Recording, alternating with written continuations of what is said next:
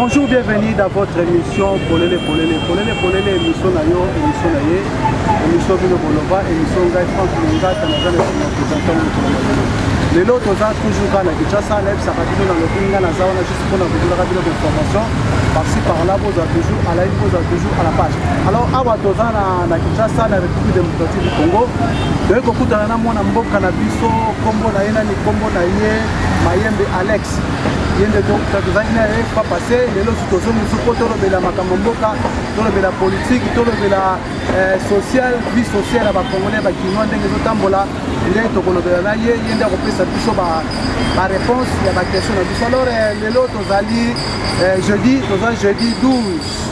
jeudi 12 mars 2026 c'est ça mon promo de jour le jour vraiment pas comme les autres quand les Sarabino to saisir l'opportunité le kola mo le nzamba pesi biso ngo to profiter nango to ça esengeli ko sala to lia to mela to savourer la journée le plus la journée le to ko mona ngo souté ti mukile kende ko kufa journée le mona na souté. Alors ndela uto Sabino to sana mona mboka Mayembe Alex ye azali coordonnateur national ya IGD Fachi il na yambeli bino ye bango bazawana pona ko soutenir ba œuvre nyonso papa na biso Fachi za ko sala baza sima papa Fachi bazo soutenir papa Fachi baza ko soutenir batu nyonso tout o basala makambo kitoko na mboka na biso Congo RD salon de tozana ye na vaki na pesa mbote na kina ko pesa mbote na ba téléspectateurs nyonso o besoin de biso de partout d'ailleurs na pesa mbote na ba congolais Congo Kinshasa Congo Brazza Angola Rwanda to pesa bino mbote mingi to pesa mbote na bango nyonso ba soutenir émission oyo de près ou de loin to pesa bino mbote to ko ba diaspora to pesa bino mbote mingi. Alors tozongi on a plateau pour nous que les saluer moi na mboka na biso Alex Mayembe ya bonjour. Bonjour mon pandi sango. Bonne santé. Santé za malamu nangolo nzambe. Ouais, santé za vraiment malamu nzamba zo sunga.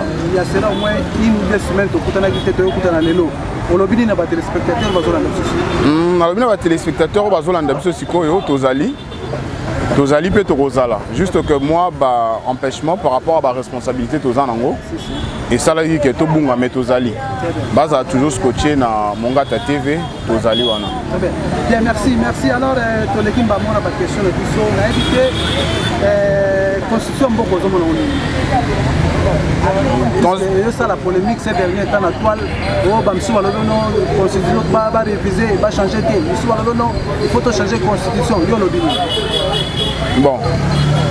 Depuis la constitution oyo na outé kolobango l'émission outé koleka. Cette constitution, la population ne bénéficie pas de ça. Il n'y a pas de garde-fou ou de garantie pour la population en fait. Cette constitution a été conçue pour la politique, pour l'intérêt na bango égoïste au bazalaka nango.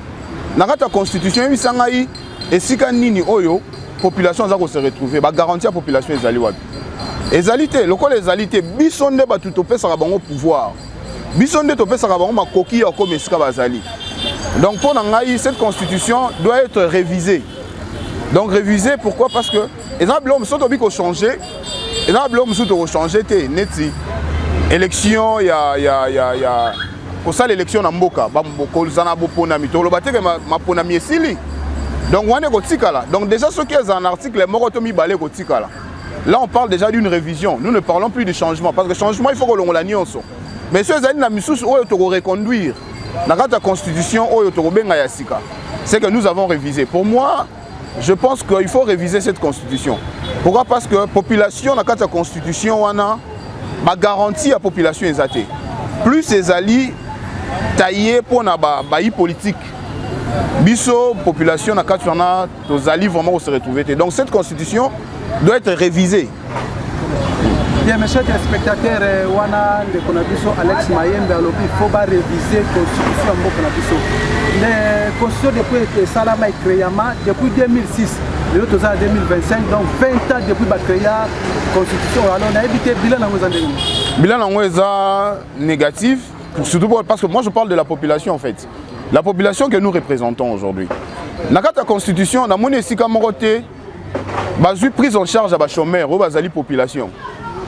Nakati ya constitution wana na moni esika moko te oyo population azali na garantie moko boye o constitution wazali ko se retrouver ezali te siko akura bon parler d'une constitution d'un pays dont une minorité de gens se retrouvent dans cette constitution et la majorité est lésée.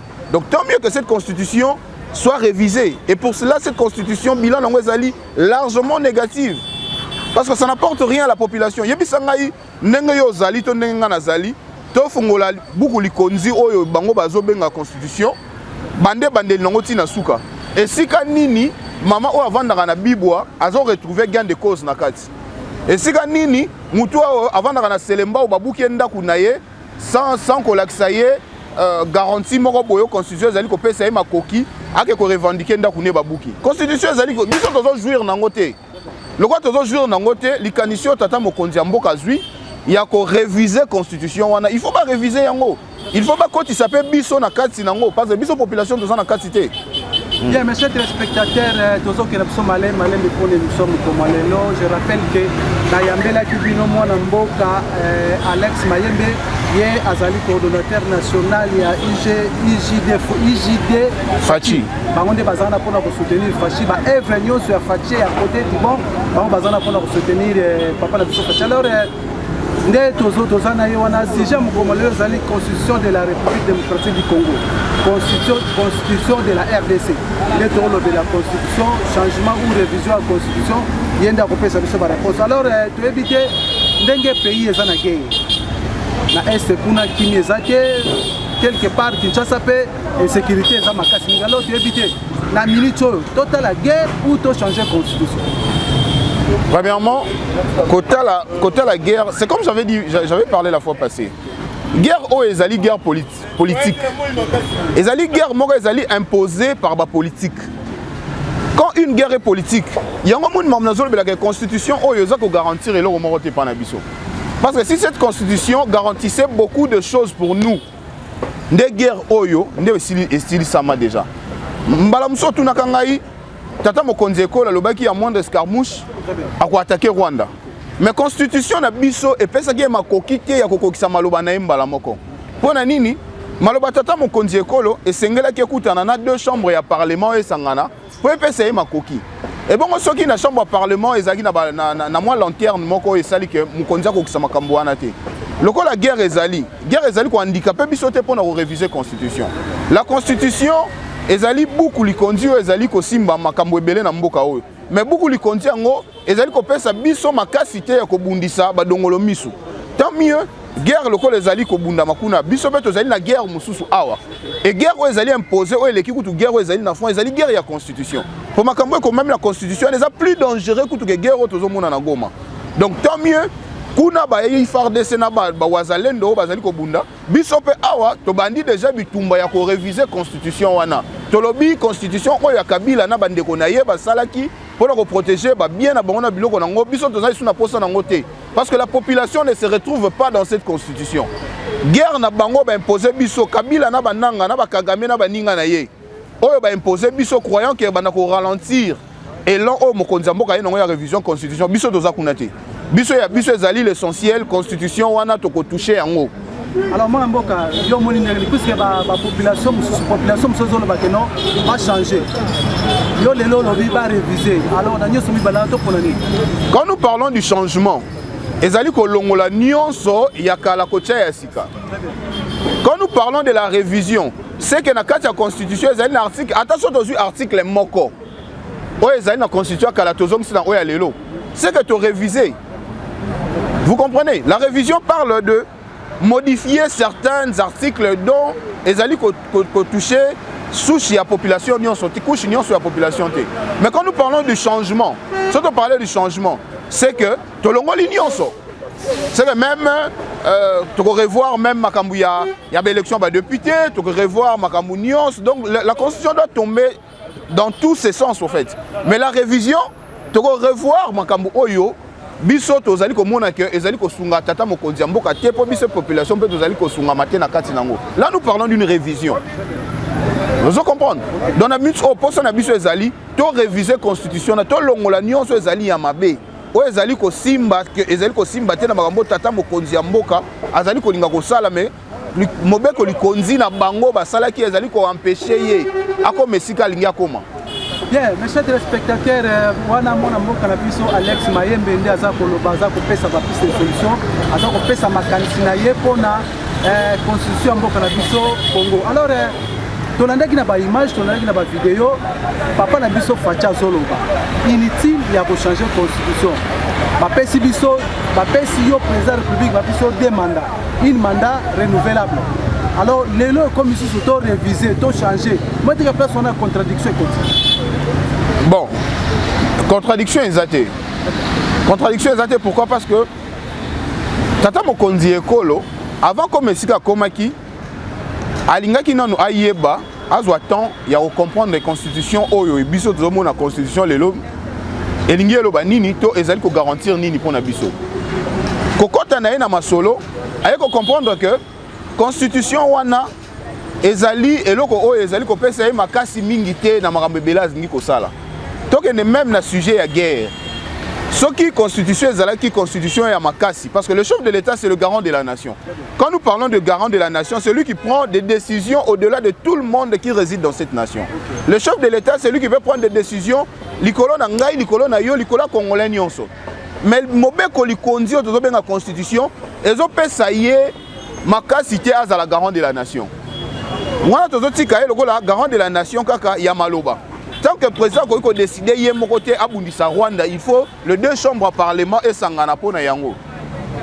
Le cas Yazali ko s'est décidé à quoi décidé de côté pour Abundisa Rwanda, Mobeko lui conduit Yazali ko empêcher. À quoi sert bon ya ko continuer la constitution wana? Ya on moni tata mo konzi amboka tant ko comprendre Babylone wana nyonso. Tant ko comprendre volonté oyo Yazali ki nango pona aussi sa guerre oyo. Volonté oyo Yazali nango pona ko changer vie ba Congolais. Mais de l'autre côté, ils ont compris que l'ennemi n'a pas à liboso la constitution.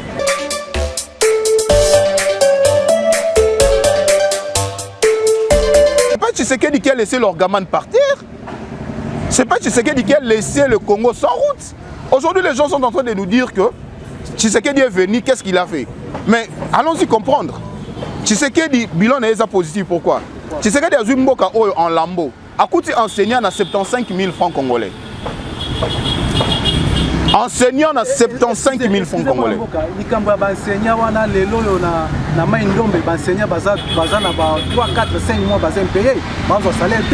Mais même si vous êtes, même si vous allez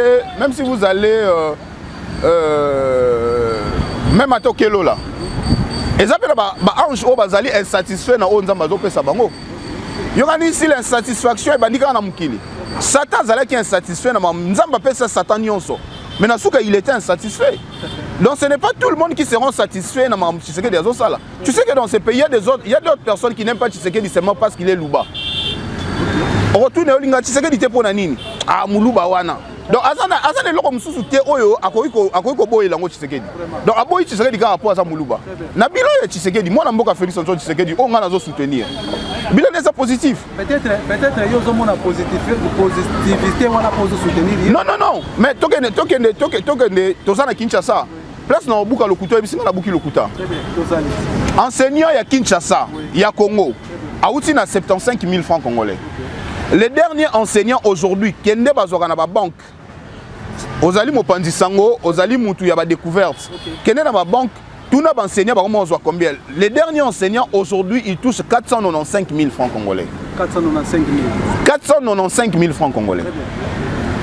Moi na mboka Félix Antoine Tshisekedi Tshilombo. Tolongo wana. Tshisekedi n'est pas venu comme le fameux Kabila qui n'a fait que changer le nom. Il y a Babiloko ko modifier ba boulevard. Tshisekedi a créé des routes. La route Elengesa qui n'existait pas. C'est Tshisekedi qui a créé ça. Mais tu as une rocade. Tu as une loi là-bas, tu as mais non. Maintenant, il reste juste le pont qui va relier les deux couches. Allez-y vérifier. Hein? Mais allons-y comprendre d'abord la volonté de la personne. Kabila est venu, il n'a fait que changer de nom. Il vient, il trouve le boulevard Lumumba qui avait des arbres où on pouvait nous reposer. Tellement il est habitué à la brousse. À Katabanzete, il n'a rien changé à part que Katabanzete a modifié. Mais oui, il n'a fait que changer. Stade de Kamanuel, comme ça, un stade de Martyrs. Il a construit quoi? Mais le long, moi, dans Félix Antoine Tshisekedi Tshilombo, on peut se taper la poitrine. Aujourd'hui, Tshisekedi Tshilombo, à son ici, la société, le quoi, IGF. Tout ça qui n'a pas attendu à Kabila, il y a IGF. Mais ça existait. Ça existait. Kabila Boma, la société belée. IGF faisait coexister, mais ça est quasi inexistante. Le long de bilan Félix Tshisekedi du Chilombo. IGF Azali coûte le long na immeuble sika doté bango. Et ça ba service est belé service national. Kabila Boma yango. Aujourd'hui il y a des bancs. On a rendre éducation à bana na biso malamu. Oui, puis que le service national on a pas bon sa vision. Or, tant que période n'avait pas quoi na service national ba banda ko yana ba masangu ba semoule ya manioc bazotia na ba cantine ba bazoke ndeko soma na ba primo passé. Pour oza ba commencer na ba ban. Est-ce que population ko lia ba wana? Pour ça les missions, on compte ça cahier de charge, n'est-ce pas? Cahier de charge mon konzamboka pesi bango ezali nanu. Il y a qu'au rendre gratuité et enseignement ezala partout na Kinshasa, na Congo en fait. But na bango ezali na nous comme isango réalité. Kolongolango slogan et comme réalité. Kolongolango slogan. Aujourd'hui mon amboka Tshisekedi Tshilombo, alongo li bekol il y a l'état de 100 écoles à 6500 et quelques écoles de l'état. Bekol wana il faut ezala doter na baban. Tangu ya zali ko sala que bana bakota ba kelasi ba futate. Ko futa wana te bango ba futa kelasi. Mais d'œuvre ya ko futa bato ba sala baba il faut futa na ba o bazo sala ba benga ba bénévolant. Bato wana bazo sala musala nezali bato service national. Oyo lobby Kabila azalaki ko boma, azalaki ko tikela biso bango na bakwa banzela soit disant bakuluna. Mais aujourd'hui na bilan Félix Tshisekedi, ces enfants là aujourd'hui voient la vie positivement. Bana na lelo bazo mona mboka na ndenga malab et ce sont ces gens là qu'on appelle aujourd'hui des bâtisseurs. En dehors ya osala baba, je vous apprends que bazo tonga même. Kende en face devant le stade de Martyr. Bana na bazo ko tonga amphithéâtre bazo tonga wana.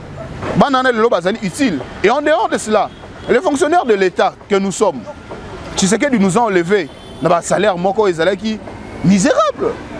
Mais aujourd'hui, vu ma kasinaye, na makambo azali ko sala pour que makambo ezala effective. Malgré mutunyo son avis azara toujours na balacune. Mais balacune na ezali mukie ba bien fait na ezali belé. Bilan na à 7 ans ezali vraiment positif. Tout que na côté ya armée. Biso zaki na lelo na ba phare de so bazaki kotambola nzela ko senga mbongo ko kemande. Aujourd'hui, le blessé de guerre. Ba blessé de guerre. Lelo mona mboka. Akoma futa bango bisolo oyo koki pona bango. Lelo tozo mona bango les sous en débandade était. Lelo zo mona soda moni alati tenue kitoko, il est propre, il est présentable. Lelo mona mboka Félix Tshisekedi a redoré quand même image ya armée. Soto longo wana, toke na parce que bato bele bazolo sur le plan social. Non, nous ne mangeons pas. Oui, je sais que les gens sont en train de parler sur ça. Mais c'est quelque chose qui vient progressivement. Parce que ça n'a pas bloqué comme sous oyo. Moi, je suis ko sala, mais makambo ezali belé. Au même moment, ils cherchent à arranger. Dongolomi va comprendre que moi, je suis Félix Tshisekedi Tshilombo. So ba tiki calme. Makambo belé ya mboka oyo ko bonga. Makambo belé ya mboka oyo bonga. Parce qu'il faut pas sala nini ba créer la guerre, ba créer la instabilité, ba créer makambo belé. Alors, mon amboka, toza toujours kaka na bilan na biso ya papa na biso Fachi. Alors, pour éviter ba guerre nous se sala na Congo. Ils ont manœuvre de papa Fachi au sala pour abrider troisième mandat. Le président Tshisekedi n'a pas besoin d'une quelconque guerre pour se représenter au troisième mandat. Le président Tshisekedi, s'il veut se représenter au troisième mandat, au passé dans ma guerre. Moi, je Félix Antoine Tshisekedi Tshilombo, Congolais de père et de mère, là il faut souligner. Il est Congolais de père et de mère. Là il faut souligner sur ça. Parce que dans la classe, nous avons Bazali. Bato babetana Bill Bazali. Bato babetana shit na Gishasa ou Bazali. Bato bakimane pembang ba Mélanie Castel quelque part Bazali. Donc il faut souligner biloko wana. Moi na Félix Antoine Tshisekedi Tshilombo pour al kende na second mandat ezo senga ye guerre té.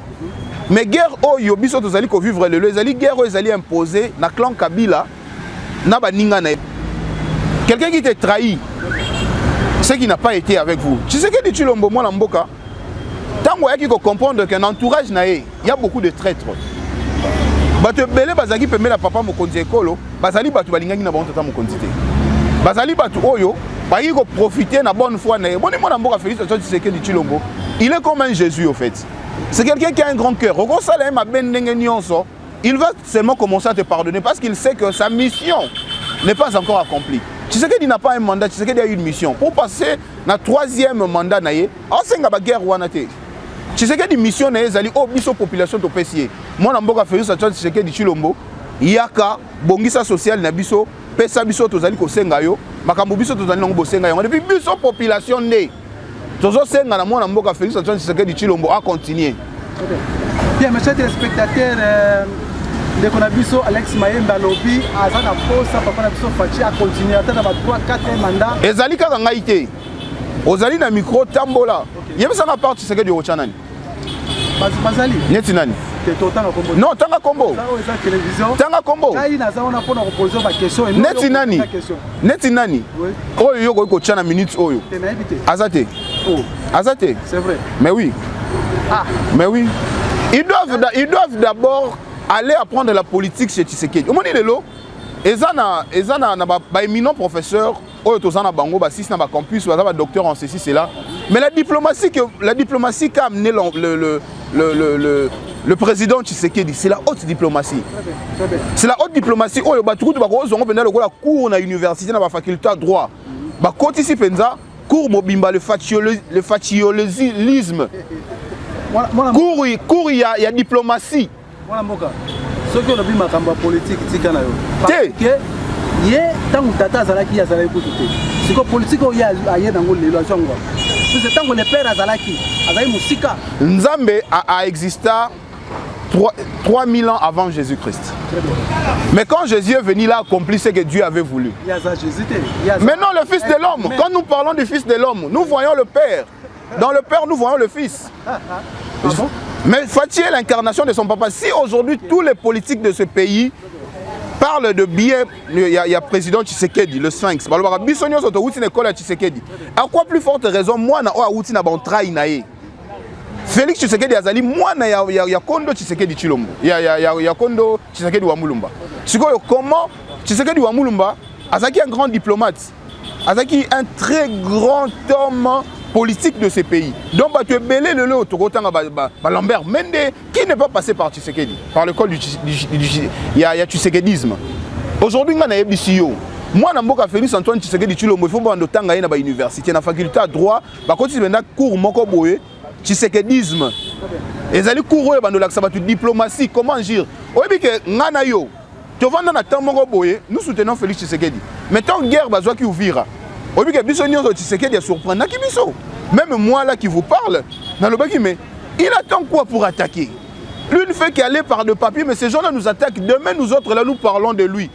Quel sera notre sort dans ce pays? Mais moi Namboka Félix Antoine Tshisekedi Tshilombo, il a démontré à la face du monde de quoi il était capable. S'il sa guerre n'a stylo, c'est pas donné à tout le monde. Même Donald Trump ne peut pas le faire, je le mets à défi. N'a stylo, il ne va pas finir une guerre. Mais tu sais qu'il l'a fait. Et ce monsieur-là, on doit quand même le féliciter. Et il mérite notre soutien, à part hier à Zate.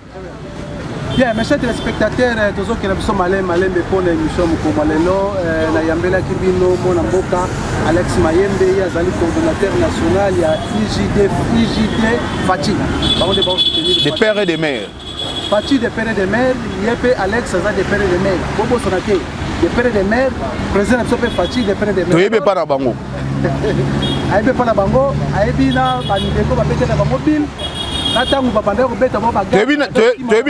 es bien batata moi si na bango na ngiringiri.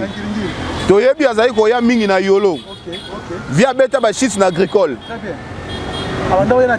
Via zako ya na terrain indolé. Donc tu retracer mais ba misusu to yebite moi la classe na bango azate. Abimaka na posa. Abimaka na mpepe. To yebiete. Papa. Bien, monsieur le spectateur, wana ndezali Alex Mayembe ndia za kopesa ba makamyo sur mboka na biso. Alors papa toleki na question mususu insécurité à Kinshasa.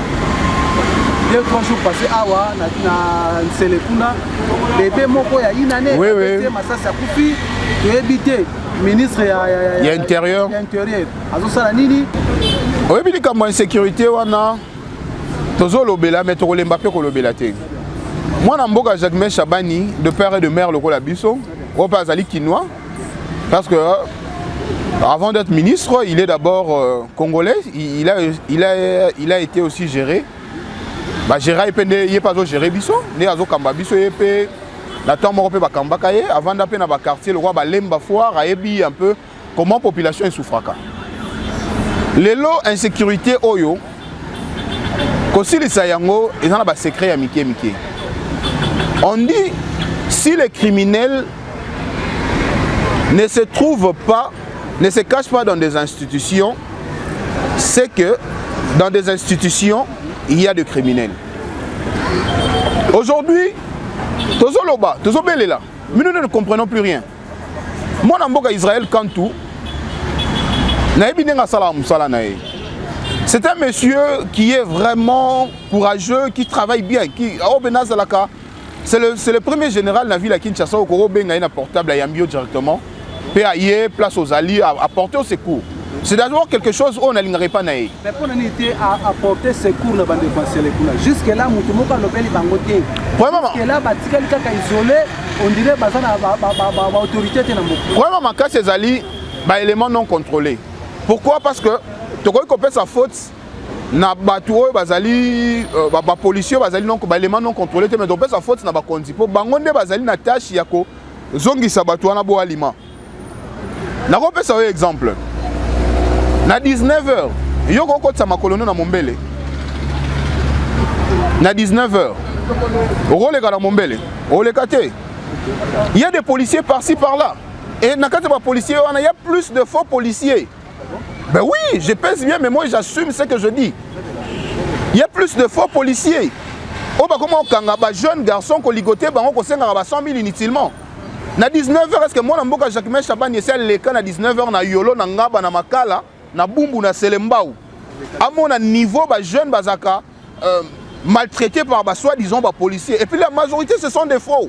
Je pèse bien mes mots, et puis je répondrai de mes actes. Je sais de quoi je parle.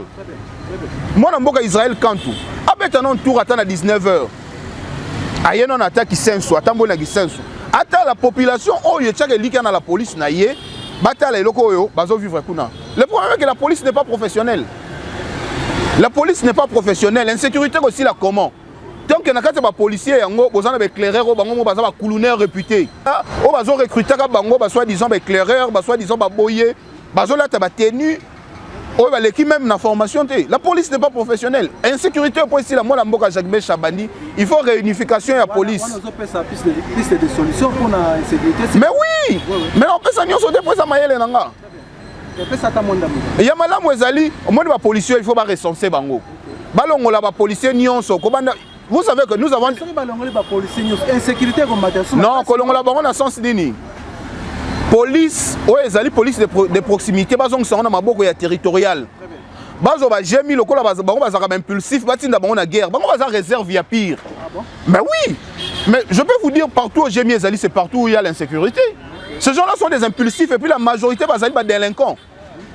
La majorité ce sont des délinquants, je pèse bien mes mots. La police, j'ai mis. Il y a un policier dans le tatouage. Les policiers sont des locaux. Mais non, soyons sérieux. Policiers sont dans l'ox. Policiers sont dans la mèche de moto. Mais oui. À tes plantes. Et puis ils ont un tatouage. Vraiment. Et mingi nakati na bango kuta bango nakati ya Jemi. Et c'est là où ces gens-là sont à la base, il y a place là. Oza mpanzi sango. Tembola na ville à Kinshasa, kende bisika ba Jemi ezali ndo okuta place oyo insécurité za makasi. Alors pesa bango moi. Na batu oyo na silisa na chuté. Na batu oyo bazoboma batu baza ko enlever. Na bango ba policier oyo bazali ko tracasser population. Banani bazoboma batu makasi. Maman moko lié to kangi mwana ne 500 000 mwana salé le côté infraction vagabondage. Et puis ok, il n'y a pas major na bango, c'est Mombele. Il y a un major là qui est à Mombele, sogi pelé, sogi nani. Ce monsieur là fait quoi? Ce monsieur là fait quoi? Jusque là il fait quoi? Il est derrière l'insécurité à Mombele, ce monsieur là. Il fait quoi ce monsieur là? Il fait quoi? Ce monsieur là fait quoi? Depuis qu'il est là, il fait quoi? Si ce n'est pas tracasser la population à partir de 19h, 20h, ce monsieur là il doit partir, il fait rien. Il ne fait rien du tout ce monsieur là. Ok, il y a des gens, il y a des gens, pas moyen. Ok, les colo place, terrain. J'ai mis mon réseau. Il y a une dame là-bas qui s'appelle Raïs, ici, c'est qui là? Moi, c'est un tout. Oye, awana yolo na vini Kalou. Nous avons 8 policiers, 7 civils, mais comment on peut si les gens ont peur de dire ça, moi je vais dire ça au effort, tous on est des Congolais. Moutale Kinga qui Congolais awa azate. Moutale Kinga qui Congolais azate. Bah, biso population doit souffrir le colon à Bango. Soit comme 19h, moi na mboka général Israël Kantou. Mais quand on constate la descente exprès na Mombele, kita na yolo, kita na kisenso, kita na makala, kita na ngaba. Tala ndenge population oyo bino botika na maboko ya police na bango ba vivaka ndenge nini. Omona ba bakoma lokola sega tipo kokanga ba basinga na maboko. Bazokanga bana batu basinga yozo tinda mama muntu akende ko luka 100,000 personnes nyoso na bazo inisa nani. Bazo inisa mkonzi mboka. C'est que ils sont des ennemis du chef de l'État. Et tant que baza ba ennemi du chef de l'État, biso to ko vanda niente. To ko dénoncer bango ti place babatami. Alors, likambu ya nsele kuna insécurité na nsele yo lobini solution yoko pesa pona ba séparer na ba makambo histoire. Et donc à liboso ezali baye ba effectif sur bango za combien? Vous savez aujourd'hui surtout que même na IG la police au moins effectif wa policier ko bima kuna na organigramme na bango to na ba fiche na bango na auto mona sur terrain o ba sur terrain ba le kebele baye bananu ko collectivité ko sangisa non effectif na bango baye bazana ba combien et puis à partir de cela ba kende na recensement ba recenser mutu na mutu. Aujourd'hui l'insécurité o ezali ka batamandoki biso ba civil aussi mamandoki te biso ba civil aussi mamandoki te lelo so ba lobi mutu akoteli mutu tango babomi na nsele babomi na munduki bango na bango batamandoki baye bananu nani oyo azali à la base ya makambo oyo colonel nini major nini lieutenant nini capitaine nini oyo azali en connivence na batwana. Et puis ces gens là ce sont des gens qu'on doit traiter pas avec douceur, on doit les traiter vraiment comme des traîtres. Bazali lokwa bananga bazali bato bazali ko saboter makambo tata mokonzi mboka azali ko sala. Ce sont les ennemis de la population. Mais ba stratégie ezali ya kopesa ici c'est la clé. La kopesa te po ba dongolo misu wana pe ba ko stratégie wana ba sali longo en avance. Moi, dans le Israël, quand tout, le général que je salue en passant, n'a dit que parce que vous êtes accessible à tout le monde et j'ai la facilité de vous voir. N'a dit que moi, dans le Jacques Chabani, n'a pas joué Koya, n'a Koluka, n'a Monaye, n'a Koti Selaye, n'a Mekanon Kosolo, n'a Eto Kabola, n'a l'icanition n'a Zanango sur base il y a insécurité au Tobané Torosala. Mais l'insécurité aujourd'hui, dans la ville à Kinshasa, est allée plus Batoya Mandoki. Effectif na bango eza koyebana te qui fait quoi et qui est qui. Bazwa police bazong sango na maboko ya territorial. Police de proximité ezonga na maboko ya territorial au mona ba biloko ekosila. Est-ce que nani général la biso Israël Kanto ça ça la recensement na ba policier na nyuso pas effectif ya ba policier oyo bazali matriculé bazali affecté na ba oyo baza en dehors. Bon wana batu mwana mboka Israël Kantu côté wana ya azala un problème parce que ndingisa il faut wuta na hiérarchie na ye. Donc ezo senga ministère intérieur et senga na mwana mboka Jacques Chabani ndé mutu faut lancer ba réforme. O mande ba sala ki moni mwana mboka Jean-Pierre Bemba tanga zwa ki défense. Et local liboso asaki ni a lancé ki réforme. Nani aza nani asala ka nini nani akomane. Tozala ba major mususu na ba la police awa.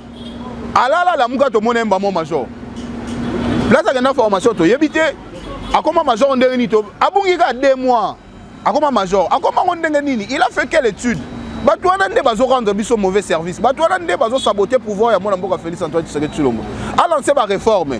Ozali major, oza colonel, oza lieutenant, yela biso mikanda na yo ya kelasi. Otanga wapi osala académie militaire na yo wapi? Et si on voit que tu es compétent et puis tu as le bac au Sengelo à place aux alliés, on te remet là où tu es. Sur Azali, vous les radiez. Azongi une information.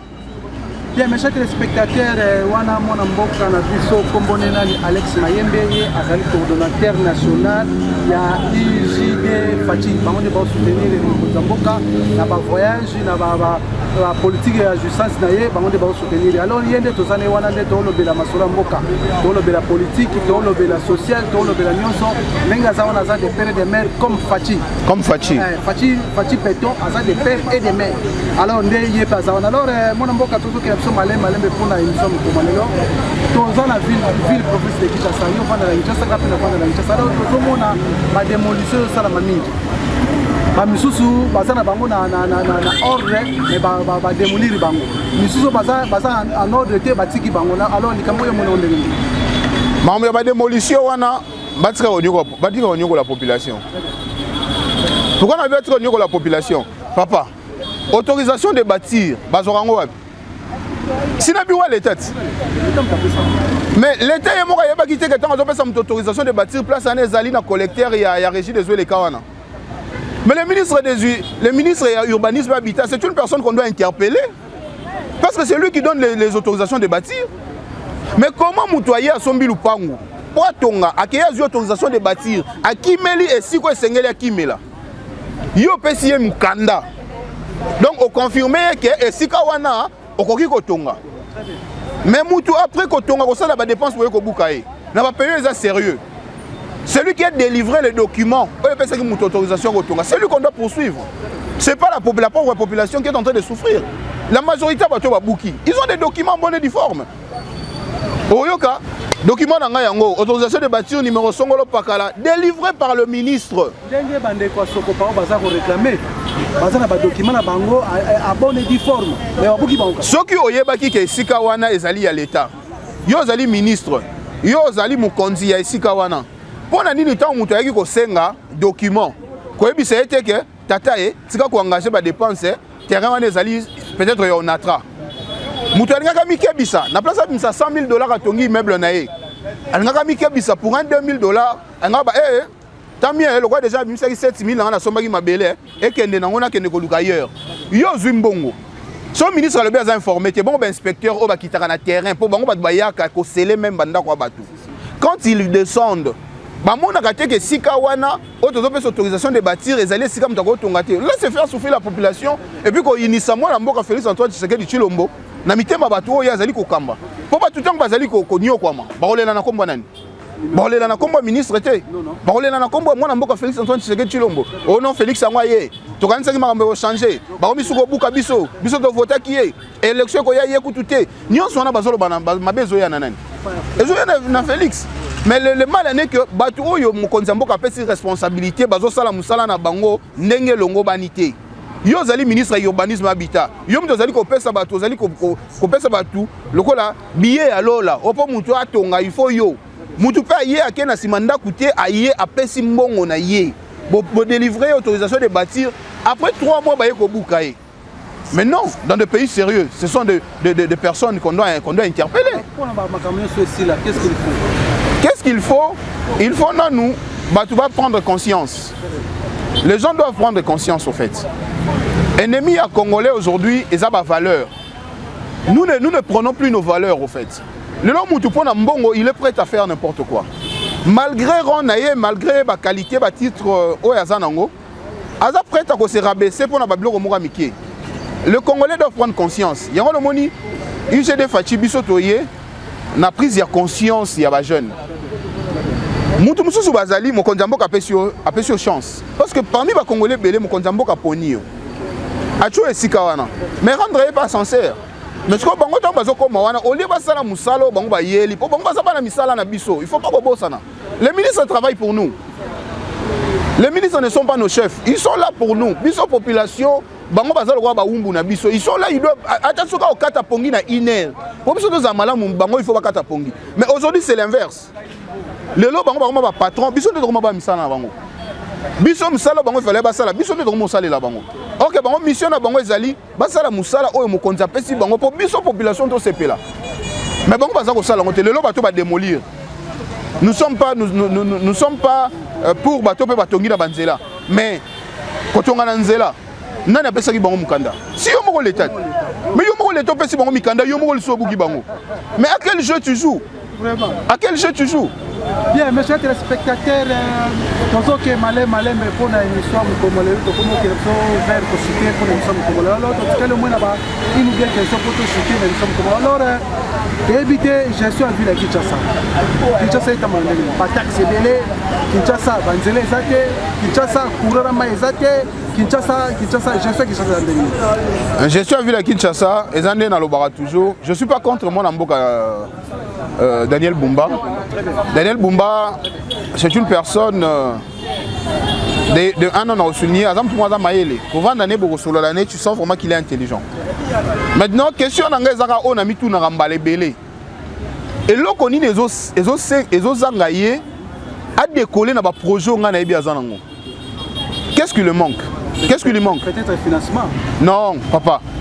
Tout le monde a un financement. Tout le monde a un élément où il y a oyo justifier que financement ya Kinshasa et ko sala même endroit ya mbongo ezo kota na ba makamsusu oyebi ka moto etambolaka et vous avez 500 francs par jour et à 3 pinés à 2 pinés 500 francs de taxes chaque jour ce que vous avez 1 million de motos 1 million tous pour les qui n'ont 1 million tous vous avez 1 million de motocyclistes bah vous dites 500 francs quand vous faites 500 francs fois 1 million ça fait 500 millions qui entrent un seul jour. Vous comprenez? On a toujours 1 million. Il faut voir 500 fois qui fait 500 millions qui entrent le même jour, lundi aujourd'hui 500 millions. Mardi 500 millions. Quand tu fais fois 10 jours, fois 10 jours, le monsieur aura 5 milliards. Je ne crois pas que Kinshasa est Zanga Banzela. Donc c'est juste que moi, Mboka Daniel Bumba, a la volonté. Azana Maïele, parce que je sais que c'est une personne qui est très intelligente en fait. Azana Maïele. Mais ce qu'on y a, toujours comprendre que Azana Batouba, Bandoki Bazali, ko Luka a réussi. Tous les années, il y a une injonction à Zozo Likolo. Azana Poye, Bazana Bakonzi. Tous les années, Bakonzi, Bazali Kolo, Bazali Kopekisaye à agir. Mais sur les années, Bakonzi, Bazali Kopekisaye à agir. Wanangana osala contre parce que bilan na yende tozali côté les autres bimamabe. Déjà depuis que comme gouverneur ville Kinshasa. Oui, depuis que comme gouverneur ville Kinshasa. Mais et le ko pe mususu auto ko souligner oyebi. Mwana mboka Daniel Bumba tango azui mboka oyo azui engumba Kinshasa akutaki ngo pe na ba problème ebele. Le wana pe faut reconnaître. Pour mwana mboka Gentili Ngobila asala ki pe oya ko sala mais atikela ki pe mwana mboka Daniel Bumba musala makasi. Entre autres, la canalisation à Bamaï. Il y a des alliés base, il y a des vivre. Mais Daniel Bumba a péché parce que a matérialisé vision. C'est un projet malade. Chaque apparition dans la télévision a un projet. Oui. Il y a un projet, mais ils ont se réalisé. Bon, vous parlez d'un projet. Les projets, on peut l'évaluer. En évaluant le projet, on peut aussi le changer. Ce qu'on dit que le projet il peut changer, mais gestion de la Kinshasa jusque-là, il est chaotique. En tout cas, loin de moi être contre moi dans Daniel Bumba, mais je parle en tant que Kinois. Au moins déjà, ceux qui dans la ville, province à Kinshasa, ils allaient capitale, ils allaient miroir. Il y a des immondices partout. Ville à Kinshasa, où ils allaient miroir, Nzele Zalité. Route université, ils ont même attiré un point Gabo, même Marati campus. Nzele Zate. Sikindele. Les noms Nzele Zate. Et Zate, ko le cas, na ville à Kinshasa, place moi, tout le monde a liboulouté. Mais tu le dis peut-être que dans un clin d'œil, moi, Mboka Daniel Bumba aussi, ça m'a boulou nyonso. Mais quand même, la volonté de bien faire les choses. Ou soit, Ezali, ma collaborateur naïe, ne va pas sungaïe. Ou soit, négligence naïe, moko. Bon, négligence naïe, ou tawapi. Pour azo sanctionner bangote. Surtout on parlait de la négligence dans Maramba Daniel Bumba et Zali que azo sanctionner bangote. N'est-ce pas bourgmestre nyonso to sana bango, ils font quoi? Ces gens-là aujourd'hui si je suis gouverneur, je suspends ces gens-là, je laisse les administratifs faire le travail. On dit que Kalamingité, le bourgmestre a commis à Kalam. Je ne sais pas. Charlie Luboya. Na Majinini, Ozoa entrer à commune au conditionnel on a 5 000 francs. Je ne sais pas ces gens ici s'ils ramassent ces histoires où. Mais non, soyez sérieux. Tout cela, ils ont Charlie Luboya. Pour citer que lui d'abord. Qu'est-ce qu'il fait depuis qu'il a la commune de Kalam? Si ce n'est pas passé, récolter l'argent batiqué, un bourgmestre ne peut pas aller récolter l'argent batiqué. Je ne sais pas si ces gens savent qu'est-ce qu'ils sont en train de faire. Hein? Je ne sais pas ce qu'ils sont en train de... Non, un bourgmestre... Au moins, bourgmestre a notamment la Nzela pour rançonner ticket. Autorité municipale. Mais je vous dis, Yebisangaï, Totambolano, dans 24 communes. Qui est ce bourgmestre-là? Qui est ce bourgmestre-là qui fait bien son travail? Les autres décriés chez soi, il y a mon amboka Daniel Bumba. Mais pas coller tine zabanane. Mais le Daniel Bumba, ceux qui m'ont bébélé au marché, ceux qui linga bongisa magamnaï, tous ces bourgmestres sont à suspendre sauf personne. Bango nion so il faut pas kende na banda ko ba vanda non ba comprendre pas si ndenge zali parce que bazo sunga yete gestion ya ville et bandaka na gestion ba commune et bandaka na gestion ba rue ba rue ezo ke ne bâti ba quartier commune ti ainsi de suite chef de rue bazala kutu non salarié bazwa kata primité mais ba ko sala salarié comment bourgmestre banda zala bourgmestre yo mona bourgmestre exemple to ko pesa net exemple net mo ramasser au mona bourgmestre Lemba avant na Kitambo mutakufi na Lemba na Butu bourgmestre azate. Mais ok, ces gens-là doivent habiter. Et ça, le roi Daniel Boumbaza gouverneur à Kinshasa avant dans la Congo central. C'est pas même possible. C'est pas même possible. Nabutu, c'est quoi administrer na yo. Nan na zokenge la bango. Et ces gens-là, au moins ils n'engagent pas. Moi, n'importe Daniel Boumba. Excusez-moi Namboka. Oyebi ni kambo ya burugumestre ya Lemba avant dans la Kisenso. Kititi na ba chef du quartier. Bon, ba chef du quartier ya Fumungula azovanda na matete. Bon, premier anini. Omoni ba chef du quartier baza administratif.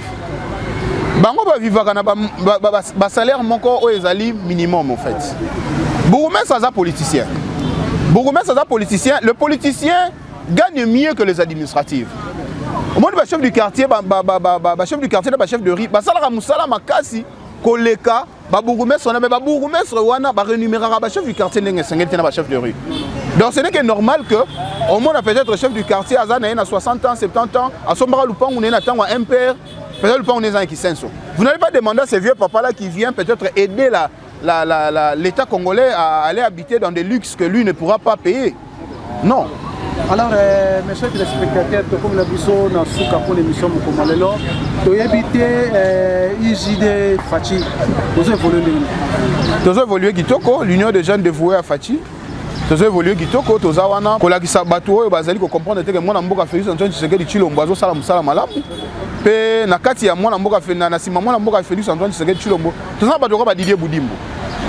Mutu ozo sentir aza na vision mokonza donc na mboko ekomi soko zo lingo sala vision mokonza mboka ne ozo senga tu seras combattu. Mwana mboka Didier Boudimbo aye na sport mbala liboso na mona animateur et équipe nationale azu mutuka.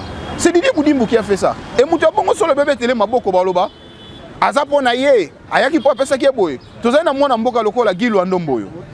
Ce monsieur là alekaki na aménagement du territoire kende kotala ba résultat ezali positif. Mutu bongo tokoko betele maboko te. Il fait bien son travail. Mutabongo tozoko betele mabu côté. Ozana mwana mboka lokola Lubo yakasha majoni. Oyo wilingo mati atikali ko kufa atikali ko pusa na pembeni na yete. Mutabongo soto betele maboko za mabe. Hein? Alors comme la personne souka, tu as évité dernièrement tout le monde qui déclaration ya AFDC. Parce que on a lemba kuna na lemba et pas ya secrétaire général ya AFDC. Pour ne pas parler de l'AFDC, c'est un parti politique. Naina lobela minginde déclaration ya mwana mboka Bahati Lukwebo. Mwana mboka Bahati Lukwebo azali autorité morale à AFDC. Bon, il s'est excusé. Déjà, le qui m'a bêté, mais yo lobi m'a bêté, s'excuser pourquoi? Yo reconnaît que le qui m'a bêté. Pourquoi tu t'étais, pourquoi tu es venu t'excuser? C'est que quelque part tu reconnais que tu avais mal parlé. Parce que sur le qui n'a pas bêté, on peut s'excuser pourquoi? Moi, la mboka, il y a carence des hommes en fait. Mais quand il y a homme wana, mais lui aussi il a géré. Si nous allons parler à carence à homme, mais lui aussi fait partie. Il a voulu comme il misalo au moment il a Congo comment au sangani na baninga après il ngobi mondire yo zaki innocent pour oluka baza na simana yo genre ngazaki na bangote tant ba ba yibaki to baliaki ngala zalaki te omoni ke ngaku na sa côté na bino siko ba je wana déjà sur timbelango que yo zo lingobi mamutu malamu to relaxa au vidéo que mwana mboka yo po zalaki place boye yo be na place boye na place ocha fulani soti ndaki fiston Lukwebo na place ocha fulani soti ndaki fusongolo pakala mais le col a 5 bolimbisi une faute avouée ta moitié pardonnée biso tozo sunga biso zali wana pona mudinyo so tambola na vision mokonza mboka soka tambola na vision mokonza mboka ndenge azalaki liboso loyal envers le chef de l'état on sera loyal envers lui mais soki kaka accueillir à la contre ya mokonza mboka vidéo na ezali Bien, mes chers téléspectateurs, comme la biso na souka pour l'émission Mokomolelo, alors na yambela kibino mona mboka Alex Mayembe, ye azali coordonnateur national ya IJD Fachi. Bango bazana pour soutenir ba action ya Fachi béton, papa na biso ya mboka alors. Ya to comme la biso na souka na invité na onyo sotolobi, ni to ko retenir. Autre ko retenir ezali que ba congolais ba pesa confiance na mona mboka Félix Antoine Tshisekedi Tshilombo. Parce que mon mboka Félix Tshisekedi Tshilombo azali garant de la nation, et puis Ndenge Zali, c'est lui qui est le garant de bon fonctionnement des institutions. Tout continuer à payer confiance et puis va retenir que cette constitution-là sera révisée. Qu'il pleuve ou qu'il neige, cette constitution-là sera révisée. Pour ce matin, article 168 de la constitution, il y a une constitution qui est donc, le cas là, il y a une constitution qui reconnaît que son bébé Zaliba Simbaé, Bissobeto Simbaé. Et puis, tu as dit que Senga Kaka, na ba union so bazali ko continuer ko tambola selon vision ya mokonzi mboka, ba continuer ko tambola. Bongo ba union so bazali ko mona que tata mokonzi mboka azali ko sala malamu, ba continuer. Moi na mboka Daniel Bumba, tu as dit contre yote, mais tu as dit na besoin au changer. Bisika oyo ba lacune ezali bandana ko sanctionner ba bourgmestre na yo bazo sunga yote. Moi na mboka Daniel Bumba ba bourgmestre bazo sunga yote. Banda ko sanctionner bango vandisa bango na ndako lokola ba chômeur ba comprendre utilité musala salubrité ba sala raté et loko moko ba sala gezate mais on continue ko pesa bango confiance mais yondo ozali ko souffrir na mafinga na matongi na bakoloba ko décrier bango banda ko sanctionner bango et puis ya mibale na ko pesa mbote na ngai na mwana mboka Félix Antoine Tshisekedi Tshilombo de père et de mère mutu ya président oyo toyebi tata na ye toyebi mama na ye président oyo toyebi pa na bango toyebi ba mama leki na ye toyebi tata mosi na bango toyebi sika to funda ye soka kimi na buka lupango ya Congo na pesi mbote na ye na pesi mbote na maman Denise Nyakeru la distinguée première dame parce que la première dame sous aleka ba za distinguée té la distinguée première dame parce que cette dame là se distingue en tout. Elle n'est pas loquace, elle n'est pas dans des polémiques inutiles et puis azo sunga batu dans le silence, une distinguée première dame. La distinguée première dame maman Denise Nyakeru to pesi mbote na mwana mboka Didier Boudimbu oazo sala penda vision mokonzi mboka na niveau sport ezala malamu en tout cas mwana mboka Didier Boudimbu bambote na yo eske ozali na mwana mboka